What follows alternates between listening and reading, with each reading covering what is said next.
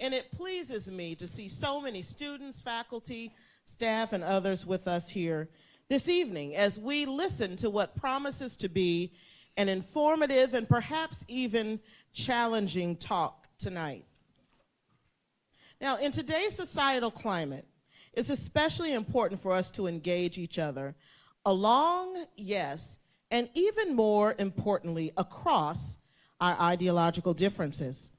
At Auburn, we are committed to this important work of critical self-awareness, of self-reflection, and of self-examination, and interpersonal engagement as well.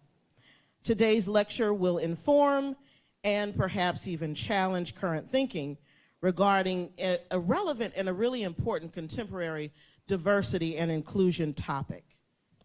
So a little direction for you. As you listen to today's lecture, I encourage you to continue to share your own ideas for critical conversations topics that you'd like for our campus to engage in.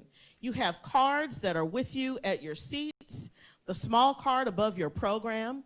I ask that you be kind enough to fill that out and that you leave that in the receptacles at the doors before you exit on this evening. Finally, as many of you know, you can continue this conversation through social media by using the hashtag AUConvos. Now I'd like to introduce Dr. Annette Cluck, who is Assistant Provost for Women's Initiatives and a professor in the College of Education, who is going to do the honor of introducing tonight's speaker.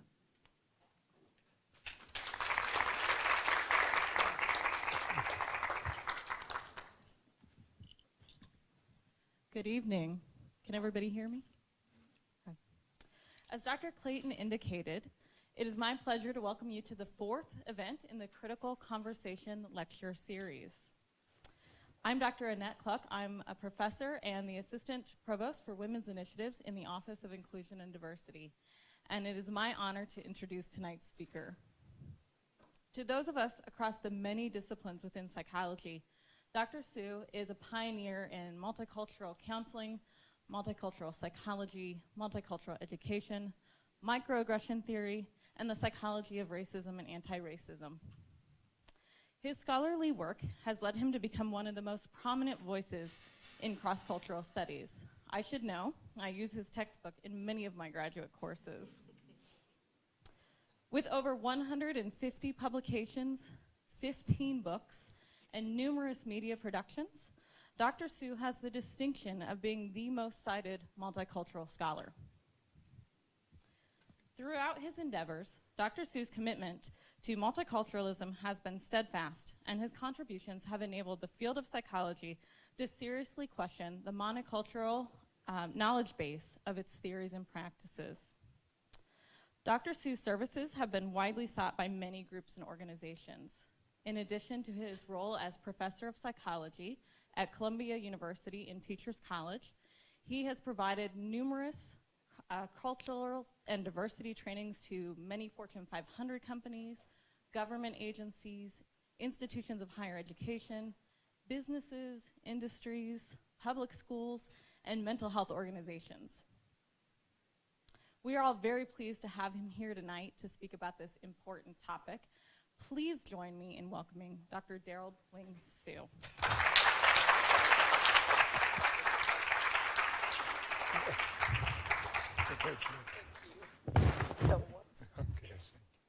Thank you for that introduction, and good evening, everyone. What I'm going to do is share with you some of the work and research that we've been doing at Columbia University on racial microaggressions and possibly difficult dialogues on race.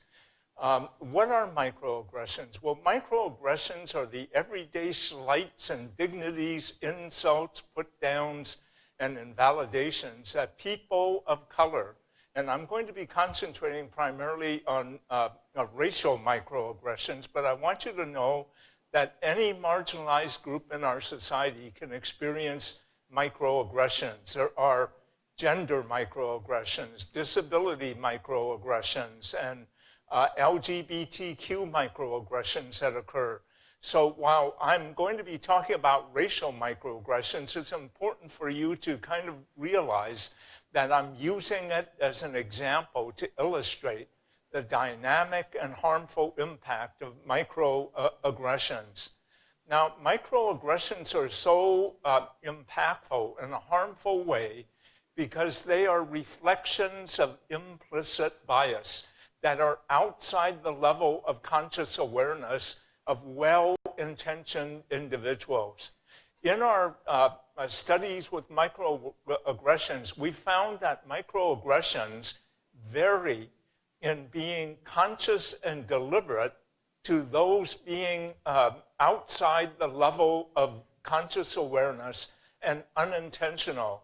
And that's what I'm going to be talking about mainly today, the unconscious, unintentional forms of microaggressions that are so harmful to people of color. One of the things that I know it's terrible of me to show my 3 books here, but you know, the content of what I'm going to be talking about today comes directly from a summary of all the research in microaggressions in everyday life. The first textbook, this one here, Microaggressions in Everyday Life, and the other one, Race Talk and the Conspiracy of Silence. So if something strikes you today, that's where you can get further information. I'm dedicating the presentation this evening to Maya Angelou. And many of you know that Maya Angelou was a powerful voice in terms of talking about racism, race, and issues that really affect the human condition. She passed in the year 2014, and there's a poem of hers that comes from Still I Rise that I would like to share with you. And this particular poem will make sense when we begin to talk about microaggressions. She says, "You may write me down in history with your bitter, twisted lies. You may tread me in the very dirt, but still like dust I'll rise. You may shoot me with your words, you may cut me with your eyes. You may kill me with your hatefulness, but still like air I'll rise." Now, what was Maya Angelou saying? In both of these passages here, many of us think that she is talking about old-fashioned racism, the time that she was in the past, what would happen to her in terms of overt bias and bigotry, the Klan, the white supremacists, and so forth. In actuality, she was talking, she never used the phrase microaggressions, but she was talking about microaggressions in her particular way. And she says microaggressions can be manifested in 3 forms: verbally, non-verbally, and environmentally. You may write me down in history with your bitter, twisted lies. She is saying that much of the curriculum, much of what we are taught in schools and higher education are misinformation, and that these have a powerful impact on the psyche of individuals of color. She says, you may shoot me with your words. Microaggressions can be verbal. And we will give examples of that very shortly. Or you may cut me with your eyes. Non-verbally, microaggressions can be communicated, such as a white woman who walks down the street and passes a black man, automatically clutches her purse. This is a nonverbal communication that perhaps this black man is dangerous, a criminal, and up to no good. And what many people of color are saying is that microaggressions are so impactful, not just verbally, but in terms of the nonverbal implications here. The other thing that really is important for us to note is that she talks about the resiliency of people of color, particularly African Americans, despite the environment and society that people of color reside in, they still rise despite all the things that are going on here. And there are some other things that are really important for us to note. One of them is an African proverb. And this African proverb goes, "The true tale of the lion hunt will never be told as long as the hunter tells the story." Now, this is intimately related to microaggressions because the story told by people of color about microaggressions is oftentimes not believed, unheard, silenced, while the master narrative that is really being given by our society, by those with power and privilege, is that these are harmless, trivial, this isn't really what's going on. So you have a clash of racial realities here. And when you watch dialogues on race occur in the public forum, on television, in your classrooms and so forth, you are really seeing what I call white talk versus back talk. What is white talk?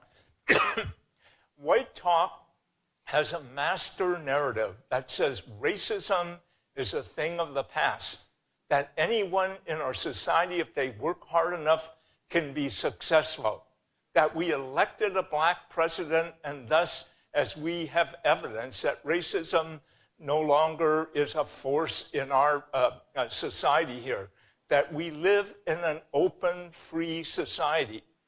The back talk, the stories that come from people of color are different. They say that racism is alive and well and affecting us now, that meritocracy in our society is a myth, that we are a land of opportunity, but only for certain segments of our society and not for others. When you watch people talk to one another, coming from different worldviews and perspective, these are some of the themes that will come out when we begin to talk about racial, gender, sexual orientation, microaggressions here. Let me give you 3 examples of microaggressions that I've experienced. It is not unusual for me to, in some sense, after I give a presentation, for people in the audience come up to me, carry on a conversation, and say something like, "Professor Sue, you speak excellent English." And I will generally say, as I said this afternoon, "Thank you, I hope so, I was born here." And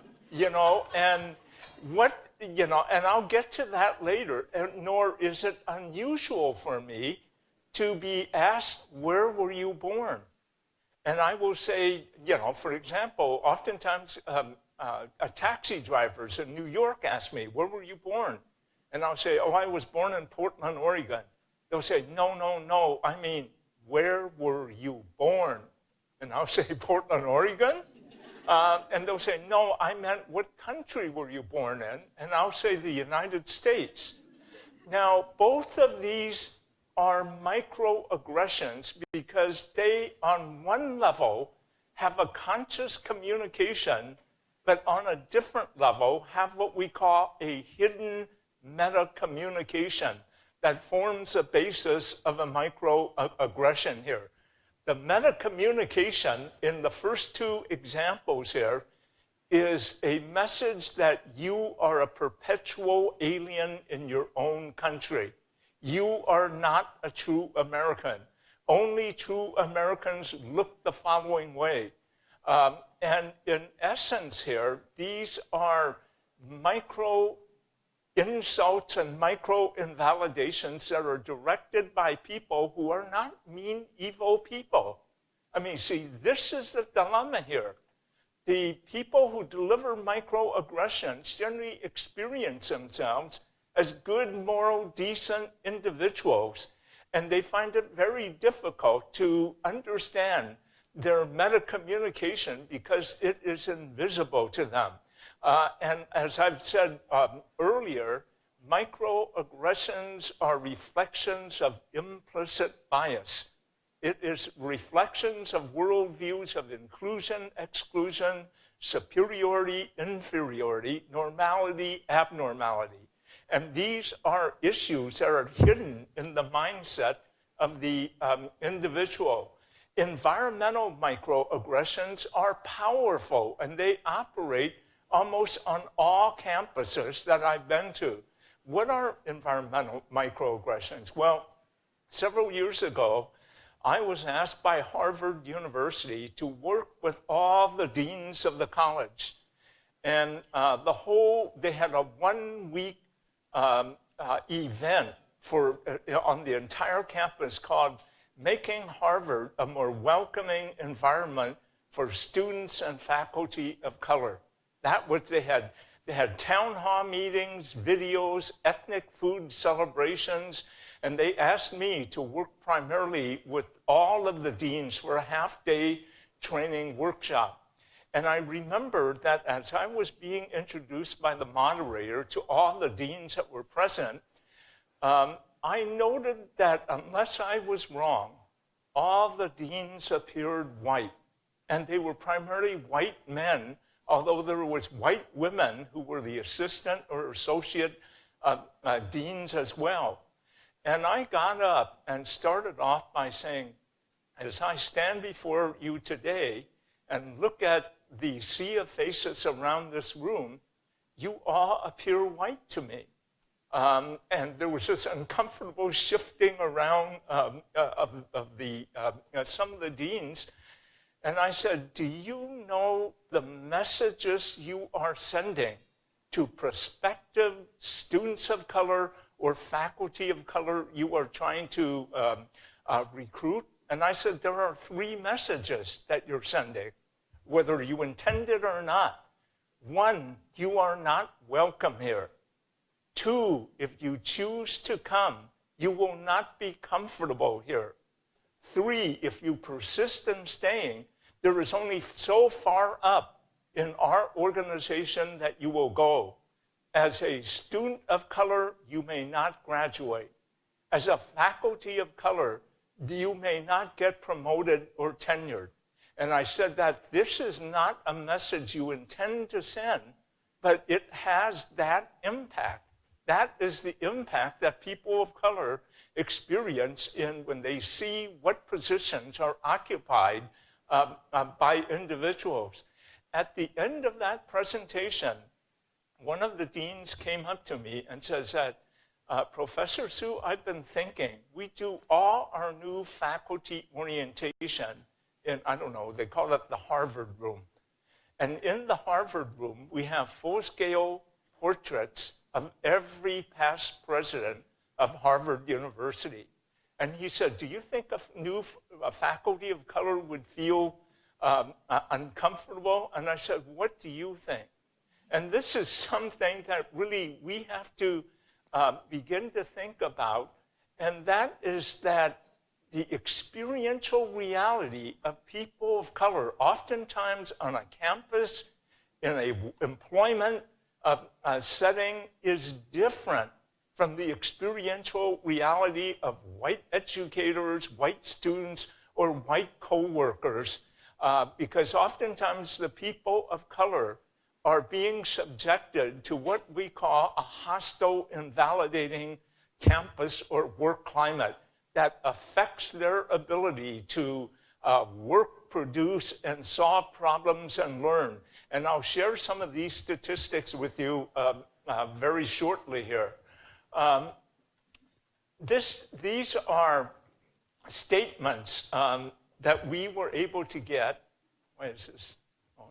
These are statements, narratives from the groups that we studied. This comes from an Arab American male student. My last name is a very Muslim name. And even though I act like everyone else, people make terrorist jokes. What's up, bin Laden? Or, oh yeah, you have a bomb in your backpack?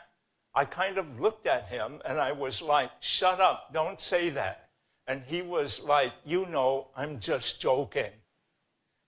Okay, here's another example I want to share with you. This comes from an African-American female student. I was with a girlfriend who was white. We have been best friends since grade school. We were shuffling through yearbook pictures, and she said, look at that, quote, nigger, end quote. I said, what? She said to me, not you, just them. You're not like them. You're different. You are a good person. I hit her and stomped out. Even though she later apologized, she was never my friend again. Now, again, this is a microaggression. Even though she perceives, the white student perceives a black student as a friend of hers, she is labeled an exception. You're a good person. She is backhandedly saying, but most blacks aren't. Do you understand the hidden type of message that is being sent here? Here's another racial microaggression I want to share with you.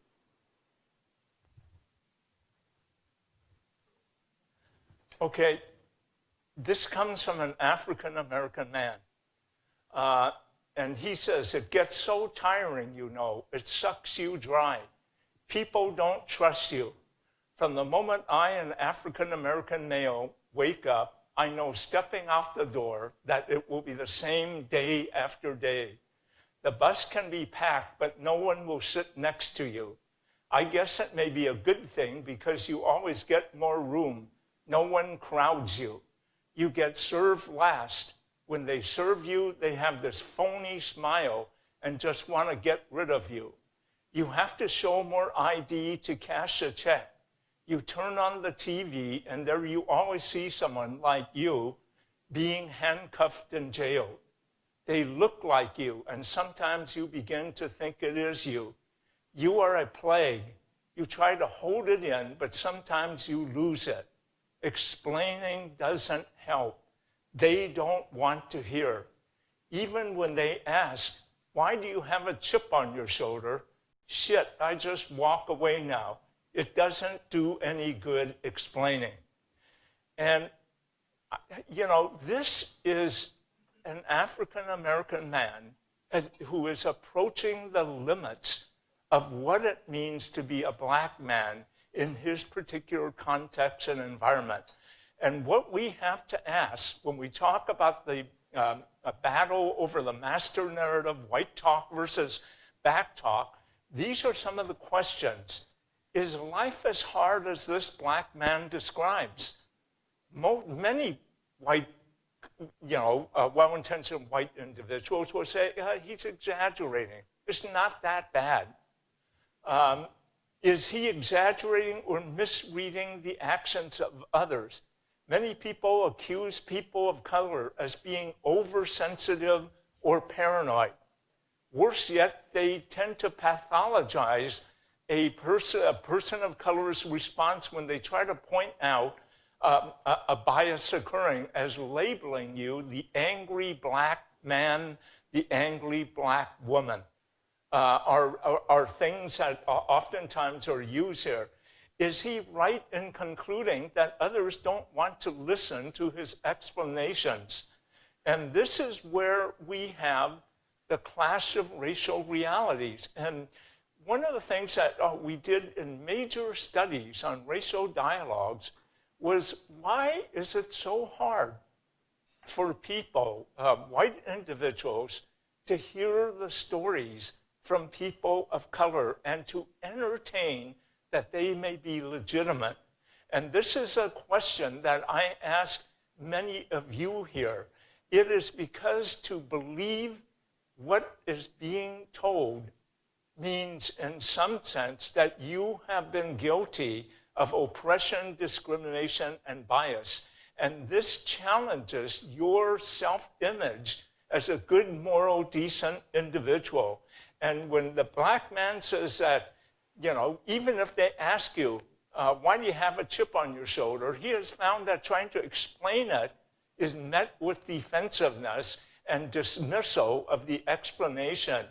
And so the thing here is, do you believe him or not? If not, what are your reasons? And this is where we have the clash of racial realities, which is so much a part of microaggressions. The racial reality of people of color, and I don't want to stereotype, is generally different than the racial reality of my white brothers and sisters. And we can ask the question, whose racial reality is the true racial reality? When black men are killed and say that they have been profiled, most of society doesn't believe them. When individuals of color on campus here say that I'm constantly invalidated and dismissed. Black students, for example, at Columbia University come in and share with me that they oftentimes are asked, how did you get into Columbia, an Ivy League? And they'll say, I got good test scores and good grades. No, how did you really get in? They'll say, good grades, and I did extra. No, what they're asking or thinking is that black students could not have come in unless they got in by an accommodated admissions program or an athletic scholarship. They could not have made it in on the basis of merit. And this is where we have the major clash of racial realities. And the question goes again, whose reality is the most accurate reality? And I ask you that we do have answers from social psychology as to what they have found is that generally the group that is most disempowered is the group that has the most accurate perception of reality. And that is because groups that have power and influence don't need to understand marginalized group members to do well. Look, let me give you an example. If you're a woman in a male corporate world, for you to do well in that male corporate world means that you have to understand the thinking of your male coworkers and male bosses. Men do not have to understand women employees to do well. And the same thing occurs with employees of color. They have to understand the thinking of white Americans, white America to do well. But, my white coworkers don't have to understand the Asian American experience for them to do well. The other thing that I would pose to you that is important is that if you really want to understand sexism, do you ask men or women? If you really want to understand racism, do you ask people of color or white people? And to me, the answer is obvious here, that it's really important for us to begin to say, maybe the narratives and the stories being told by people of color are accurate. And the problem is that if they are accurate, what do we do about it? And this is one of the major hurdles or difficulties here. These microaggressions, here's the formal definition that we use in our research. They're brief and commonplace daily verbal, behavioral, environmental dignities. They can be intentional or unintentional, but they communicate hostile, derogatory, or negative slights to an individual or group because of their marginalized status in society. The thing that makes microaggressions so difficult to deal with is that they are subtle and stunning. They occur very quickly. When someone says to me, Derald, I want you to serve on the finance committee of this group because you people are good at that.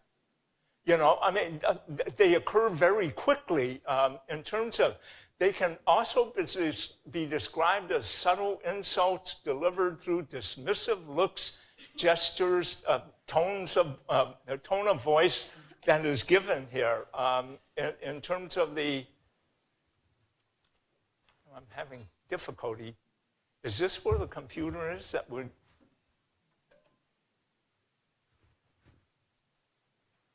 Okay, simply stated, I'm going to go quickly because I know that I've got 10 more minutes before we open it up for Q&A. These are, and by the way, if you want access, you have my permission. If you want access to the PowerPoints, you can, I give my permission for Auburn to give you copies because I was so optimistic about the amount of material that I was going to cover. Maybe it's better just to pick this up. Here are some examples of microaggressions for different groups here. As I've said before, a third generation Asian American student is complimented for speaking such good English, and the hidden message, the meta-communication, is that Asian Americans are perpetual aliens in their own country. A black student complimented by the teacher for being so articulate and bright. The hidden message is that you're an exception because most blacks aren't like that. Gender microaggressions. This happens all the time at the Columbia Medical School, reported by residents and doctors. A female resident wearing a stethoscope is mistaken by medical students for a nurse. The hidden message here is that women should occupy nurturing, not decision-making roles. And microaggressions, can be related to all types of, here's one that's very interesting.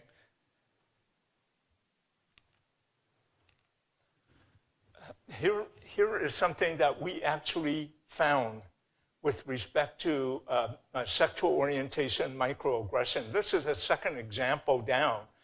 A lesbian client reluctantly discloses her sexual orientation to a straight counselor trainee by stating that she was, quote, into women, end quote.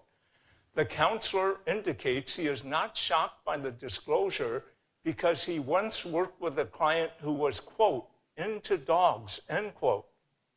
Now, what you have here is that the therapist or clinician is trying to reassure the lesbian client that he's not shocked by her disclosure, he's comfortable to work with her, but compares it to bestiality. Do you see the hidden message here that sexual orientation here is something very negative to be seen at? Here is what are the impact of racial microaggressions, and we've been able to outline this through a number of different studies. I'm going to get this all in rather than fiddle around with it.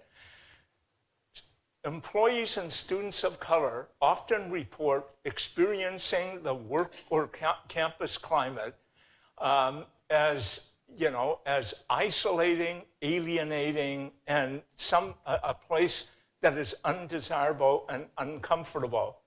They often report being the only one that leads to feelings of isolation and loneliness. And the feeling of being the only one increases as you go up the status hierarchy, is what they find, for example, in employment, that most of the employees of color are at the lower levels, but when you move to middle management and higher, less and less people of color are present there. They have their intelligence, competence, and scholarship devalued and considered illegitimate. They're constantly being told that they, for example, the black student who is asked, how did you make it into Columbia? Black professors and Latino professors report similar things, that when they teach, they oftentimes have tests of their credibility and knowledge from white students that are present. They lack mentors who have knowledge of the people of color experience. Now think about Auburn University, your counseling center, your student support services. There are many people who might be present who want to help, but if you do not understand the experiential reality of people of color, you cannot be a good guidance individual, mentor, and so forth. They have their racial or gender identities assailed. I'm oftentimes told, Derald, why do you always talk about Asian Americans? We're just human beings. When I look at you, I don't see you as an Asian American. I see you as a human being. Or, Derald, we're all unique. They don't realize that they are invalidating an important aspect of my racial cultural identity. We can talk about why the person wants to be colorblind. Colorblindness is a myth. But usually there is a psychological dynamic associated with this. People of color experience elevated levels of stress and distress. This has been repeatedly shown in studies of the autonomic nervous system reactivity. When people of color experience a microaggression or even witness a microaggression directed against someone of their own group, they have a high physiological reactivity. They're subjected to bias criteria in hiring, retention, promotion, decisions, and so forth.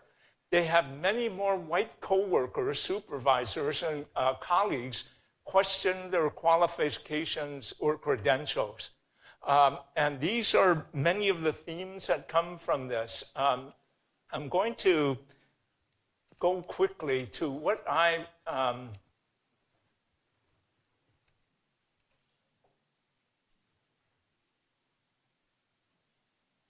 going to, let me,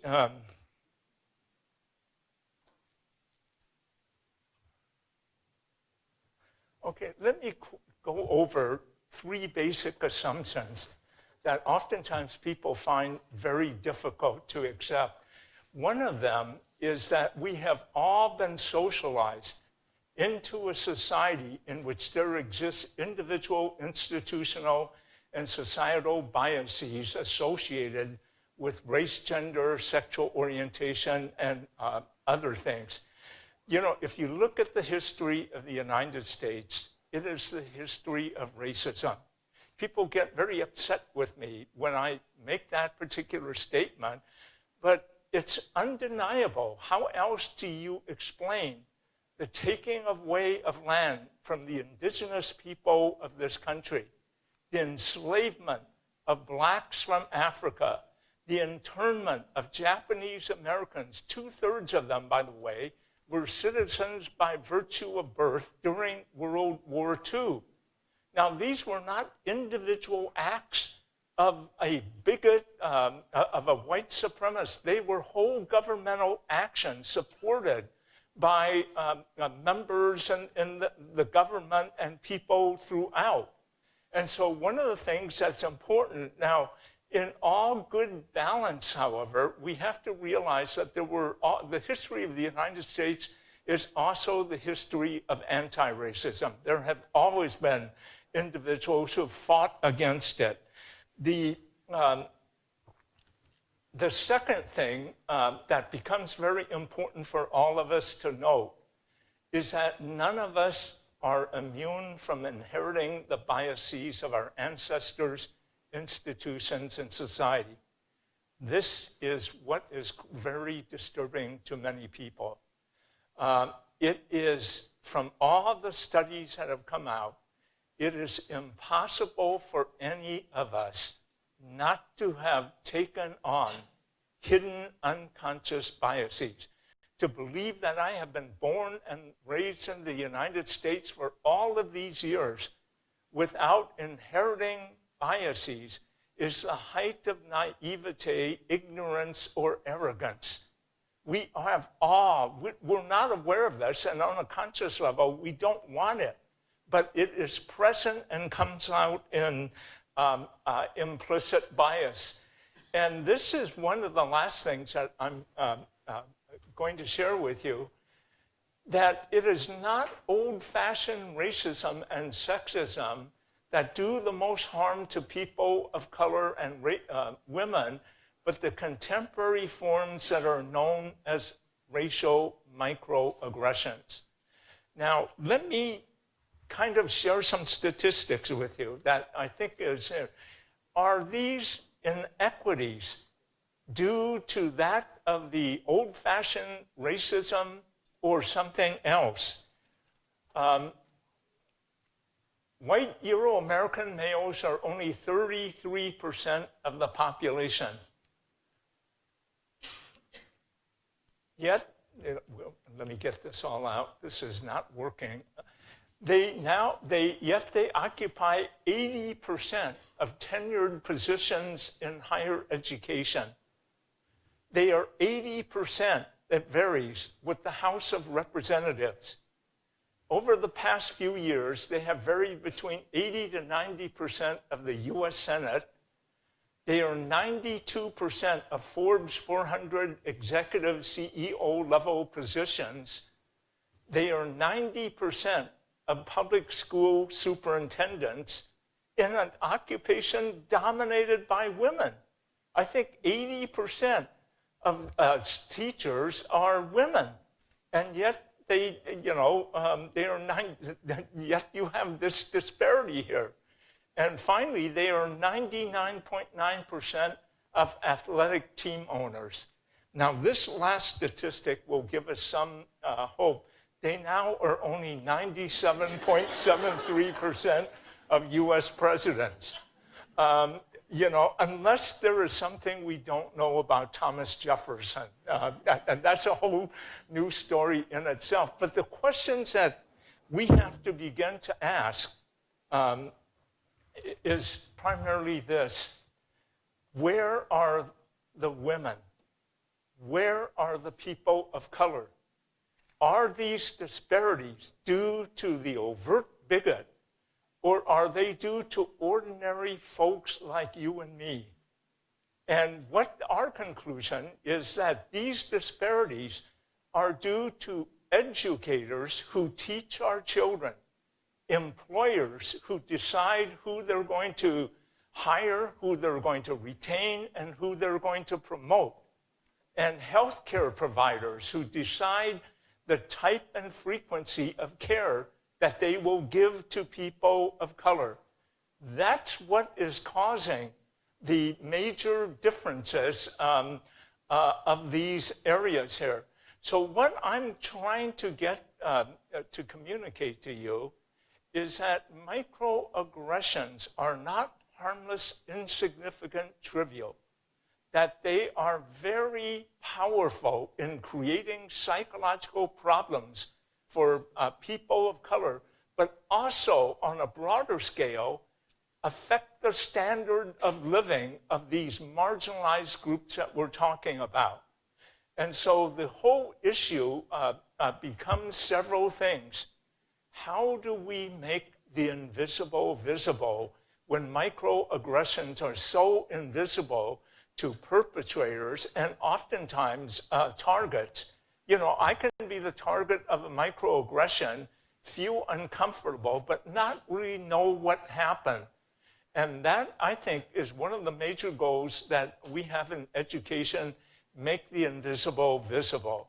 And so I ask you all to begin to think seriously about who you are as racial cultural beings, because only when you do that will you begin to make these biases visible. Now, for example, who are you as an Asian American, an African American? When also, what does it mean to be white? What does it mean to be a white American? Most white Americans don't think about it because whiteness is a default standard. And when I get up in the morning and look in the mirror, I know I'm Asian American. And when I ask my white students, when you get up in the morning and look in the mirror, do you say, geez, I'm white? No, you don't. And whiteness is a default standard. And one of the things that I find very disturbing is the legal system constantly says that race should not have anything to do with the judgment here. Race always has something to do with it, because when you eliminate race from people of color, the default standard is whiteness. And that in itself is very important for us to know. And so who are you as a white person? And I frequently ask people that, and it baffles them. White students will say, I'm not white, I'm Irish. Or I'm not white, everyone is the same. I don't see color at all. Those are things that are really important for you, and that is a major step to understand yourself as racial cultural beings and understand whiteness and the issue of white privilege. Let me stop there and take comments or questions that you might have. In fact, I went longer. Any comments or questions? If you'll raise your hand, we'll bring this microphone to you if you have one.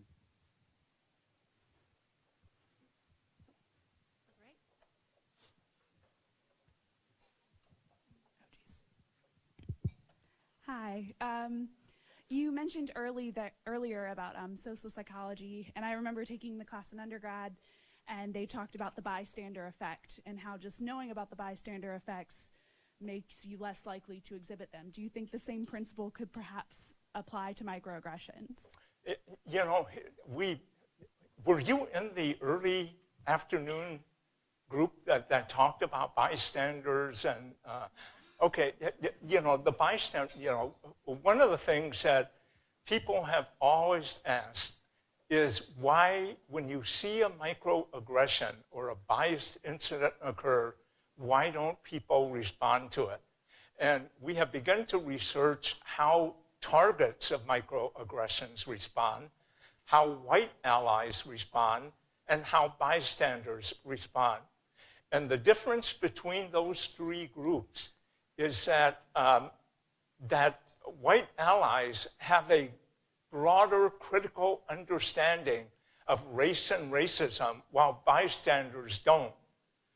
They generally, if a microaggression occurs, they can't determine that it was a biased intent, especially when the person who is engaging in a microaggression disclaims that wasn't my intention at all. But one of the things that we did find was that even if you witness and know that it's a discriminatory statement or action, why don't people do anything about it? And that's an important question. One of them that the bystander effect, deals with diffusion of responsibility as one explanation.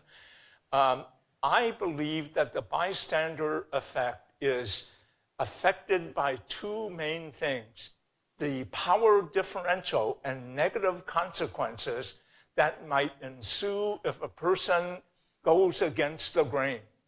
A person who let me tell you an interesting joke about such and such, and it's a racist or sexist joke. For you to intervene in it may require, oh, you can't even take a joke. What's wrong with you? Might be. But the other area that really creates difficulties in responding is simply, I don't know what to do. In fact, we find that that is the greatest barrier when we ask people, well-intentioned individuals. In fact, we did the studies with teachers in which a race dialogue or microaggression would occur in the classroom. Many of the teachers felt paralyzed. They didn't know what to do. And they were in conflict with their ego, that as a professor, I should know what to do, but I don't. So I'm going to cut off the discussion. Let's calm down, everyone. Let's talk about this in my office. They don't know what to do, and what they have done is lost a learning opportunity for everyone to understand what's happening. And so we have begun to develop what we call, and I was sharing this earlier, micro-interventions. That is, we want to arm targets, white allies, and bystanders with a huge number of responses that they can use to be a comeback or a checkmate to a microaggression that occurs. Because when you don't know what to do, microaggressions occur quickly. By the time you try to think about what to do, it's over. Thus, the micro-intervention in your repertoire of responses have to be learned and rehearsed so that it can come back equally quick. Just like, you speak excellent English. Thank you, I hope so, I was born here. Do you understand what I mean? That's what it has to work down. Or someone who I want to tell you this joke about why Jews have big noses. I use this all the time. And I'll say, I don't want to hear it, or I leave, or I say, danger, quicksand ahead.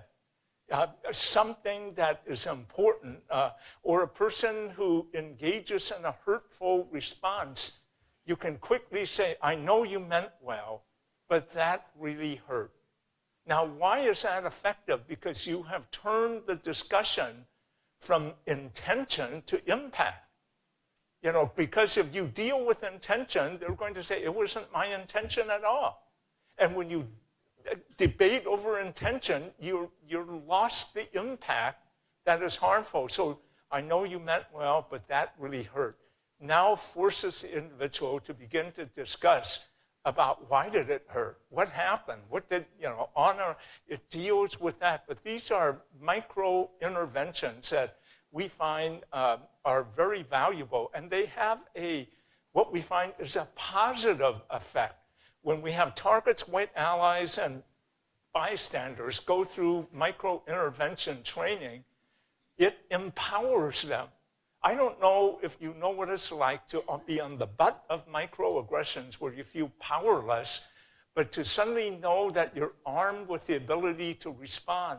But it is also impactful for the environment where you are demonstrating that to others that we should act in civil, respectful ways, and this is not right. Other comments or questions? Am I going too long? We got 5 minutes. Yes. So I think that I used what you said, where you said when you're encountering a microaggression, you say, I know you meant well, but that really hurt. And there are times where I will say that to someone to try and make the discussion, not as defensive and stuff. But a common response that I've gotten is, well, I can't control the way that you feel, and it's your problem, it's not mine. Yeah, I know. It's blaming the victim. I think I would have a comeback by saying, it's not my problem at all. Do you know that you affect other people? Is that the way you want to be? Don't you want to, this is a chance where it's a chance and opportunity to enter into a dialogue with someone. And there are different reasons for a micro-intervention. One reason for a micro-intervention is not necessarily to educate. And, those blacks are all alike, ouch, and just leave. Those Asians aren't such and such, ouch. One of the things about microaggressions, micro-interventions, is that you want to, in essence, stop the pain or hurt. And whether the person accepts it or not, you're going to plant a seed. They may not immediately change in that situation, but if more people plant seeds, it may have an impact then. Other comments or questions? I just had a quick question. Where can we find micro interventions? Because I've experienced these things, and it is stunning. It's a moment of, did that actually just happen? And then they're gone, and they're either someone you just met or someone you're not going to interact with on a long-term basis, and it just happens and it's over. Is there a way we can Okay, you know, here is, I have a whole presentation, a 3-hour presentation on micro-interventions, and it comes from a major article, paper, that we submitted last month to the American Psychologist. And when we did it, we always had questions from people. What do I do? How can I respond to it? And it will be, hopefully, American Psychologists will accept it and publish it. But that's why we did it. There was nothing other than going to the internet and plugging in responses to racism. And then you'll get many, but they're there's nothing wrong with them. They're commonsensical, but they are not organized. And what we did was to go to the internet and talk to a lot of people and generated this whole list of what people said they could do. And then we organized it into 4 categories. And the 4 categories were disarming the microaggression, making the invisible visible, educating the offender, and appealing to higher authority and external help. Those are the 4 categories, and we outlined tactics that were listed, and the rationale under each of those 4 categories. And I hope that it's going to, I know it will come out eventually, whether American Psychologists or another. And as soon as it's, they've accepted it, I'm willing to share that with you. But they would not like me to put it on the, because they want to publish it first. But there's a lot of things you can do. A lot of it is commonsensical, and a lot of it is, one of the things that we find powerful in a micro-intervention is naming it. Paulo Freire talked about that naming a biased or bigoted behavior is very important because it's liberating to the individual and making it out front. But one of them is being able to name it. And I'm sorry, the right to it hopefully is going to come out shortly. Other comments? One more. Yes. How do you personally respond when people criticize the idea of like subconscious bias by saying, well, you can't just call everybody racist? You know what I mean? Well, see, the thing is, it is important to say that I don't call people racist. I say that their behaviors or actions are racist. I even separate out what people say about, this gets political, Donald Trump, that he's a racist. I said he engages in racist forms of behavior, but to lower defensiveness, what you want to do is that, I have biases too. Don't be fearful that, you have these particular biases within you, and you can link it to, you have biases, which oftentimes are preferences. Do you believe that in your belief in equality, that's your conscious belief, for the better, if you can delve into yourself and understand where they're coming from, you're going to be better off than them. Dr. Derald Wing Sue, please, thank you so much for such an insightful presentation. Auburn University, join me in thanking.